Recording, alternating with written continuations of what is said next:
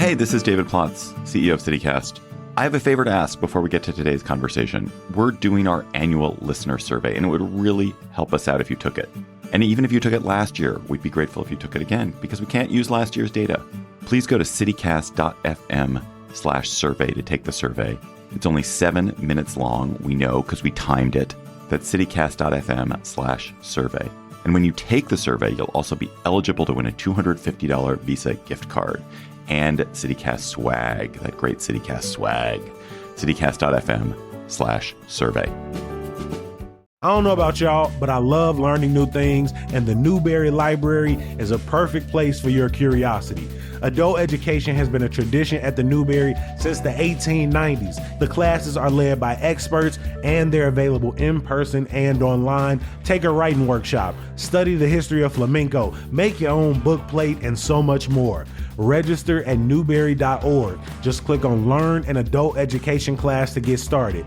Plus, enter promo code CityCast to get a 10% discount on your next class. That's CityCast, all one word.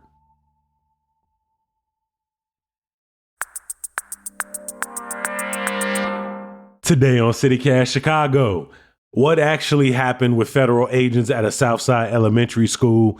Is the third time the charm for NASCAR this summer, and we're collecting 1,000 things we love about Chicago. Joining me to break it all down, executive producer Simone Alicea.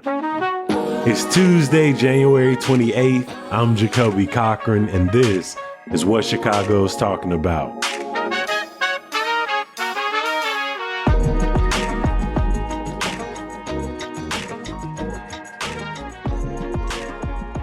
Morning, Simone. How you feeling?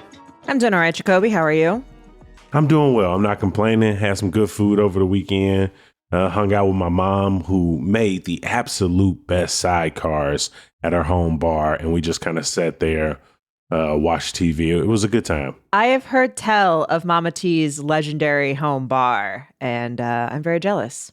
It's more impressive than 60% of the Chicago bars I have experienced over the last 4-5 years. It's ridiculous. Top federal officials were out in Chicago this weekend as agents began arresting immigrants, making good on the Trump administration's promise of a crackdown.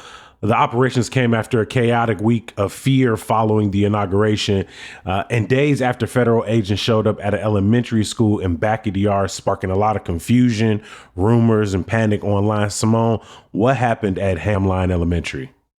Yeah, so this is one of those stories that unfolded over several hours on Friday. Here's kind of what we know for sure and what was very clear from the beginning. Around midday on Friday, a couple of federal agents approached the school, came up to the school. They were refused entry by school staff and turned away, and didn't interact with anyone else inside the school, didn't interact with the kids. I think that's important to keep in mind, is that the agents ultimately were turned away from the school. Reports started coming out after the fact, saying that these were ICE agents there to carry out an immigration enforcement. This was widely reported by CPS. CPS put out a statement citing the school staff themselves. This prompted, of course, lots of responses. You know, the mayor came out and started talking about this. I think CPS CEO Pedro Martinez was, on national television talking about this. And it sort of didn't come as a surprise, because President Donald Trump had just signed an executive order saying that ICE can go to schools and churches and other places that were previously considered sort of sensitive areas, in addition to having been on and on about mass deportation efforts, specifically in the city of Chicago, leading up to and after the inauguration. Later, I started to see this statement making the rounds from ICE, from Immigration and Customs Enforcement, basically saying this wasn't us. We weren't at the school, but didn't say anything else. Literally, that's all the statement said, is this wasn't an ICE action, which was prompting a lot of calls. I started to see some outlets report that Secret Service came out and said that it was Secret Service agents. And eventually the Secret Service in Chicago did come out, put out a statement and said, yes, these were two Secret Service agents who were investigating. The way they said it was a threat about the TikTok ban to one of our protectees. As we know, Secret Service protects the president, vice president, former presidents, et cetera. Said they were investigating a threat at a home near the school. They were told that the person they were looking for was at the school, so then they went to the school. Which is very confusing because the more and more I read, they say that it was, at least from reports I saw, an 11-year-old kid who had posted on TikTok. One CPS source told Block Club Chicago that the person they were looking for was an 11-year-old boy who had posted something. Secret Service isn't saying what it was, who they were looking for, what it was they were investigating. They're not providing any details about that. It's a very confusing story to say you went to potentially a child's home and were told by, I imagine, people who live there, maybe their parents, that this is the school they went to. And then what, were you just going to pull up on an 11-year-old? We don't know. There's a lot that we don't know for sure, because the agencies aren't going to tell us for sure. Something that's important to keep in mind is Immigration and Customs Enforcement and Secret Service both live under the Department of Homeland Security. The Secret Service said that the agents did identify themselves. However, you could absolutely see how two feds walk up to a school building saying, you hear Homeland Security, you see Homeland Security somewhere in there. Again, days after the president of the United States has said that they are essentially allowing ICE and immigration enforcement to operate kind of wherever they want in a school that, is 90% Latino. We don't know how many of those kids are citizens or not, but you can imagine is a concern among families at that school. Of course, someone's going to think that this is immigration enforcement coming to the school. We were talking earlier today about the type of confusion itself, but the type of conspiracy theories that came out. And you see them in all forms and fashion, people who very callously and inhumanely were celebrating the idea that a school was the site of one of these initial raids. Obviously, you had people in the neighborhood, people who worked at the school, people with family at the school who are crying out on social media how terrified they are. But for this to take place days before actual enforcement agents are making the rounds in the suburbs and in the city, the actual border chief, Tom Homan, is in Chicago, that people have seen armed agents, at the doors of their neighbors. It feels like this is not a coincidence that this type of confusion that was sowed throughout the last few weeks, and then the type of confusion that this story set off in media throughout CPS, and then of course rightly in Chicago, because once people ran with the initial version of the story, it was really hard to control that. It feels like another attempt to sow discord in the city. And by the time reports happen on Sunday, it feels like, all of the stories together kind of left people more confused and more vulnerable.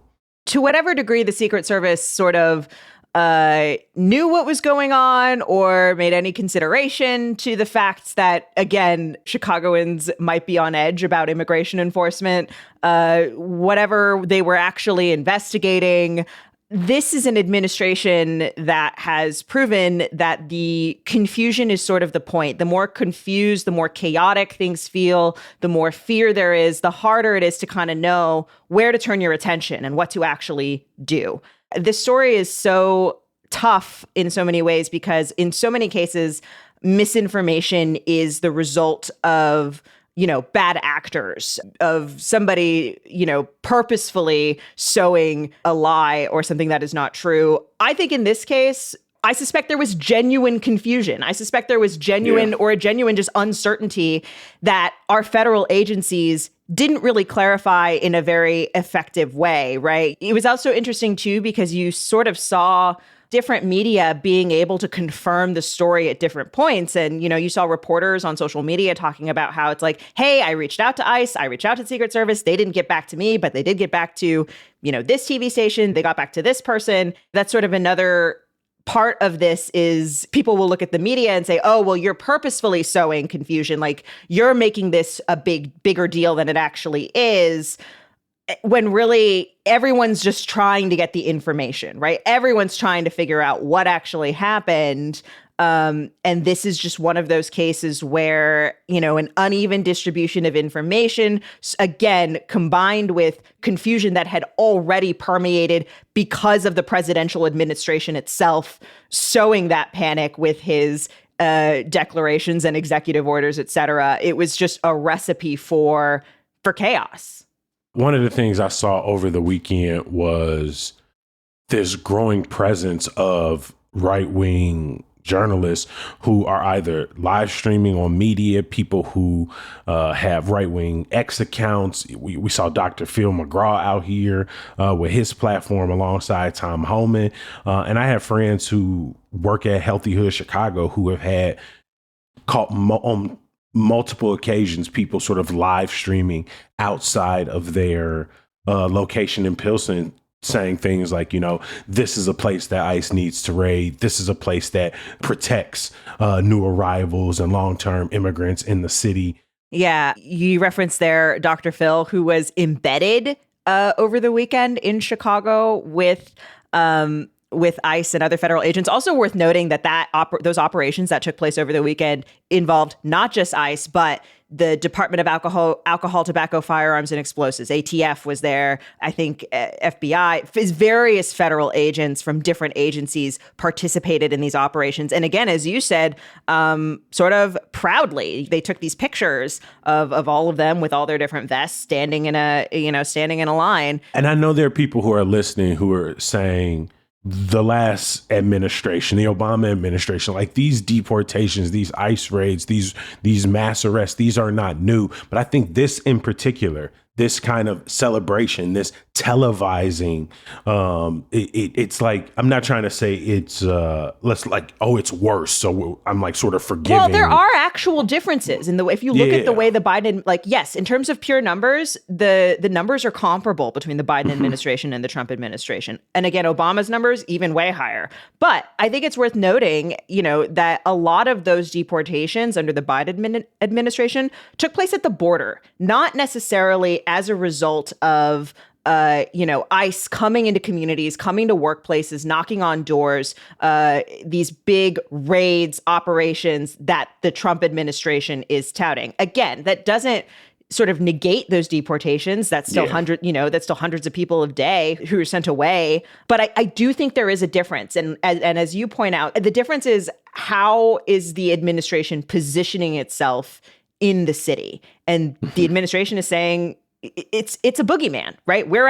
They're trying to scare people. I cannot emphasize this enough. The point is to scare people. And the point is to show force.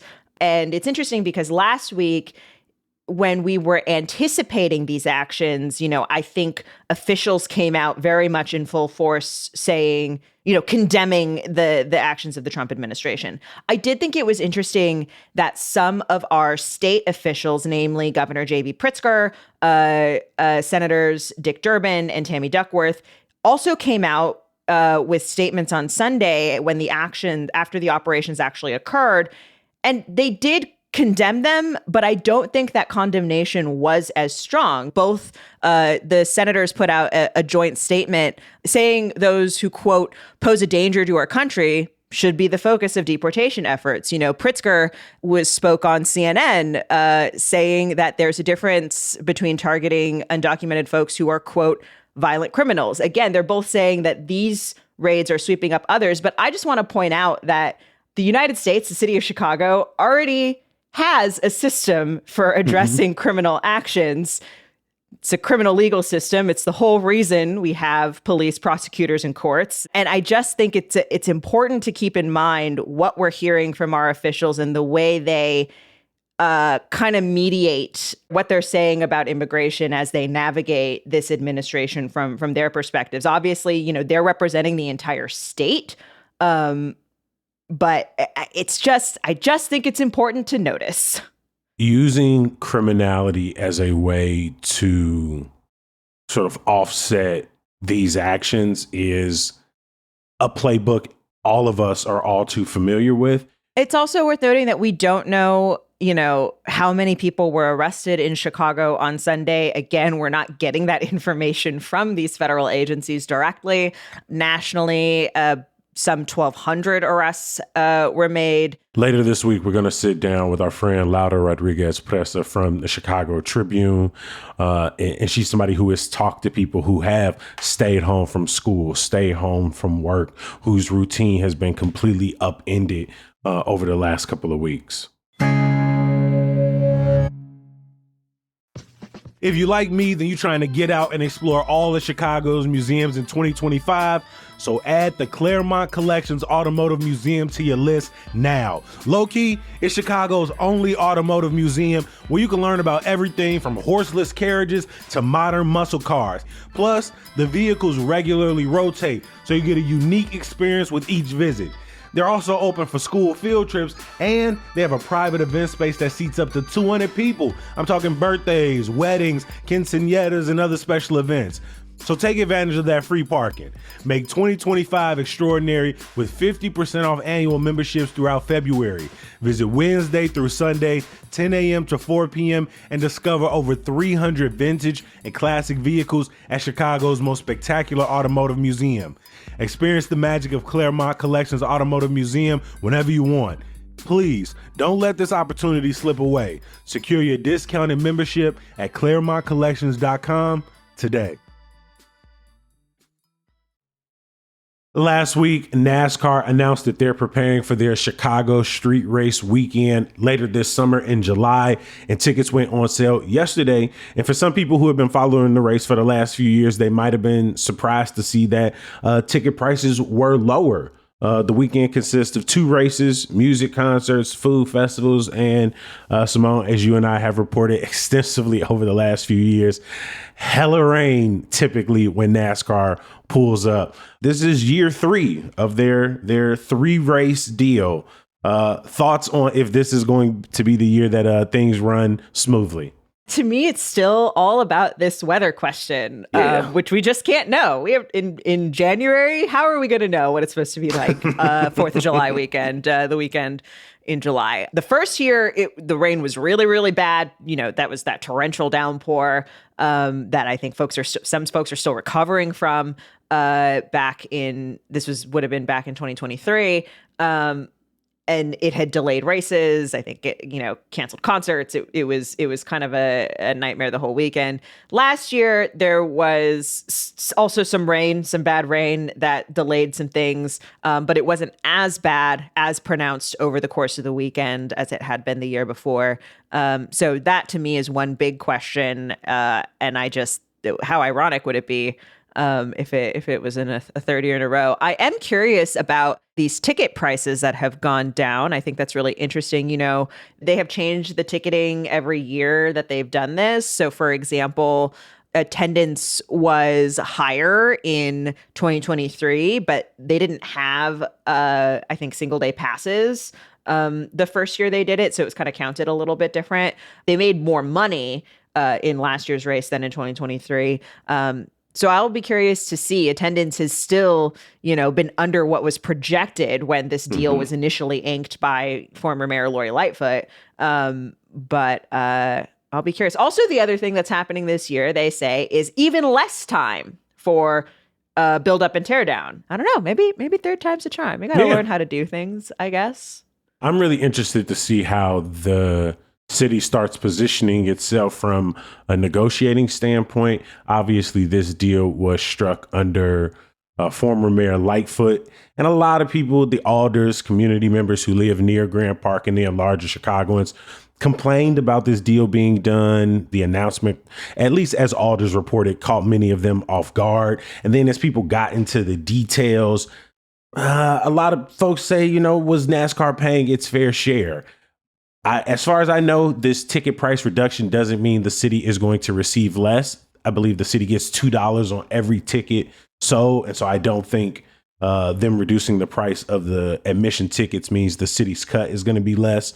But now that it's had a year under Mayor Johnson, you know, they got an option for 2. I wonder if he comes to the table trying to negotiate better terms for the city, which I can't imagine given the many budget constraints he will seemingly face in the years to come. And so I don't know. I don't know a ton of people who are absolutely sold on this. I'm hoping they get all sunny days. So there are no excuses at the negotiating table, right? They dropped prices to make it more accessible. They increased their outreach last year. I imagine they'll increase their neighborhood activations this year. Hope they get bright and sunny days in July. The races go smoothly. They announce a clear winner. So that when they go back to the table, you know, everybody can show their cards and we can either move on from this cleanly or, you know, get a better deal next time around. One more thing before we get out of here. If you've been listening for the last couple of weeks, you may have heard me talking about 1,000 episodes. Yes, we are very close at this point, maybe a couple of months out from hitting 1,000 episodes. Honestly, every time I've said it, and I've said it almost 1,000 times now, I still can't believe it. And so what we've been doing is we've been putting together a list of 1,000 things we love about Chicago. On our own, Simone, how many have we gotten as a group? We have 542 things in our Airtable altogether.